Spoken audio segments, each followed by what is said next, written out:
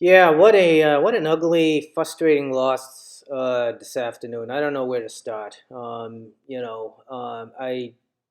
like everyone else expected a lot better, and to put out that kind of a performance, just and with against a depleted Chicago Bears team that lost their starting quarterback after 3 or 4 plays in. So I mean, how do you explain that?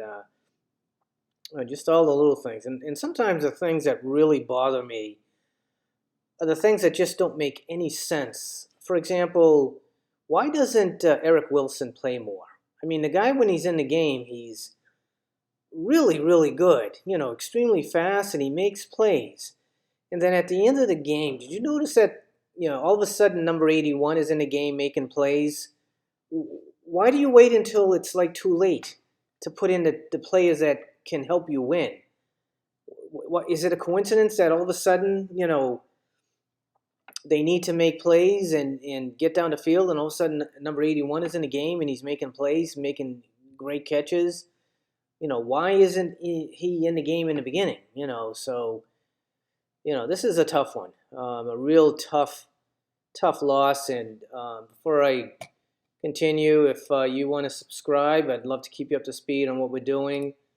I want to bring up the final results, the final stats to the game, the contest that I'm having to win tickets. And as you can see, and as you can imagine, no one really predicted these kinds of numbers. So let me go through the numbers for you. Final score, 16-6 the Bears, and no one even came close to that.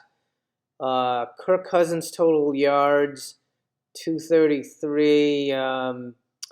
Looks like really Jeremy from New Jersey had 221, so he was close. But I'm sorry, Josh from Watertown, South Dakota, he had 225.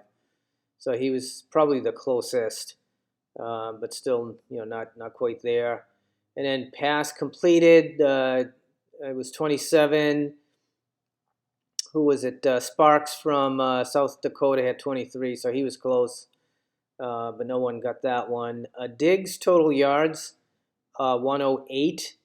It looks like Leo from Canada had 107, so he was kind of right up there, almost, but everyone else not even close. And of course, Thielen, total yards, 6 yards. No one even was in the continent on that one. I mean, it's so total team sacks. No one got that one. We just had one. Total team interceptions. Looks like Sparks again got that one. And Dalvin Cook's total yards rushing again. Everyone didn't even come close to that. He only had 35 yards rushing. That's pitiful. I think the closest might have been 72. But it looks like Sparks got one. Oh, he almost got two. I almost want to give him 25 points for that.